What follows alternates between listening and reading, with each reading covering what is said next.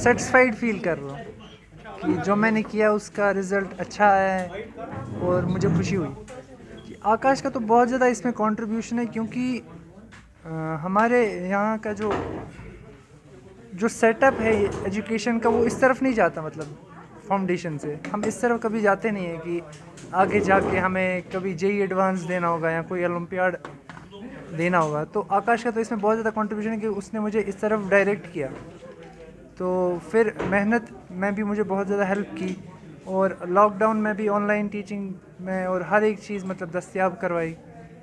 तो बहुत ज़्यादा कंट्रीब्यूशन है इसमें आकाश का। तो कोविड-19 के हर्डल्स क्या पेश आए आपको? कोविड-19 और 2G इंटरनेट के हर्डल्स मुझे फेस करने पड़े, जैसे कि हर बच्चे को करने पड़ते हैं कश्मीर में, बाहर के बच्चों को नहीं करने पड़े। लेकिन फिर भी मतलब डीमोटिवेटेड नहीं होना है, क्योंकि ये तो अल्लाह ताला की तरफ से है, तो वो वही कोई रास्ता निकालता है फिर दूसरा।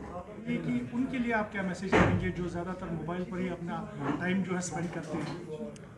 जी, मोबाइल से ही आजकल वैसे पढ़ाई तो सारी डिजिटल हो चुकी है, तो मैं भी दिन भर वैसे लैपटॉप पे ही जो हमारी क्लासेस वगैरह होती थी, लेकिन मतलब जो हमारे फ़ोन हैं, स्मार्टफोन्स हैं, उनका इस्तेमाल एक तो सही भी हो सकता है और ख़राब भी हो सकता है।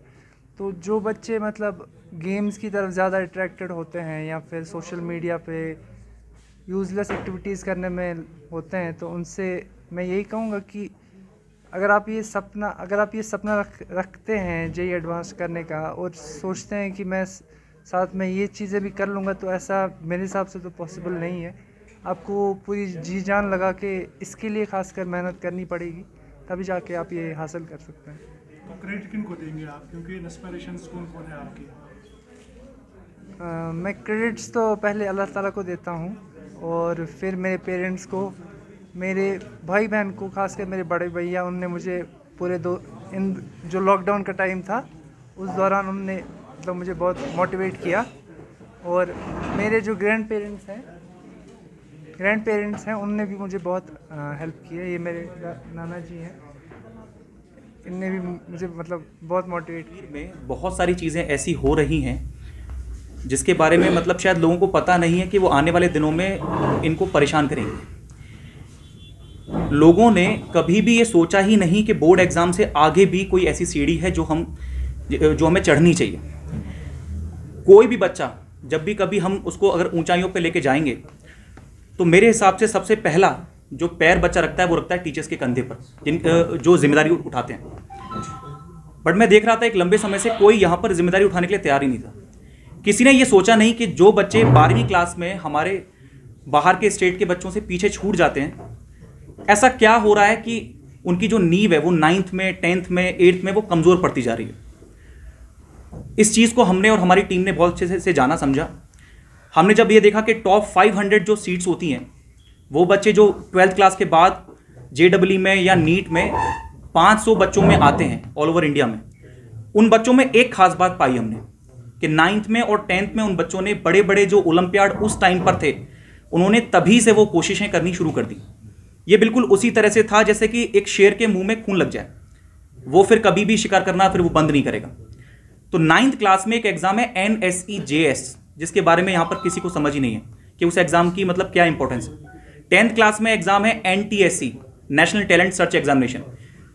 जो पेरेंट्स बार बार कहते हैं कि नहीं बोर्ड्स पढ़ो, उनको ये जान के हैरानी होगी कि JK बोस ही इसको जो है वो स्टेट लेवल पर सबसे पहले करवा रहा है।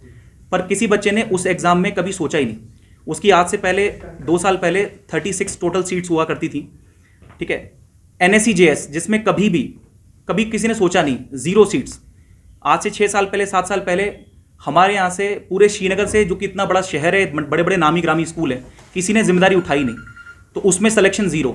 जम्मू के जो बच्चे हैं, पेरेंट्स हैं, उन्होंने बहुत मेहनत की, वहाँ के बच्चे 18 निकल रहे हैं 36 में से, बट हमारे यहाँ से 0। लेह लद्दाख, उधमपुर, कठुआ 0, वो 1 से 2 सिलेक्शन दे रहे हैं, बट हम फिर भी 0 रहे। कोशिश हमने की कि इस 0 को हम सबसे पहले नॉन 0 बनाएंगे। हमने 1 बच्चे 2 बच्चे से शुरुआत की। इवन इसका जो बैच था वो 18 बच्चों का बैच था, उसमें से हमने 5 सिलेक्शन NTSE के निकाले थे। तो ये अपने आप में बहुत फक्र की बात है कि हमारे बच्चों में ऐसा नहीं है कि कोई कमी है, कमी कहीं ना कहीं हमारे अंदर ही है कि हम उन बच्चों को वो माहौल नहीं दे पाए। बस मैं यही कहना चाहूँगा कि ये जो अचीवमेंट है, इसकी शुरुआत, इसकी नींव हमने आज से 5 साल पहले, 6 साल पहले डाल दी थी, और हमें पता था कि हम 5 साल बाद ऐसे आप लोगों के सामने बैठकर इस अचीवमेंट को सेलिब्रेट कर रहे होंगे। Thank you.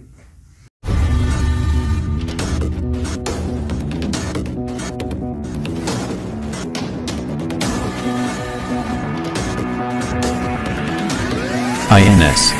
Extremely fearless journalism.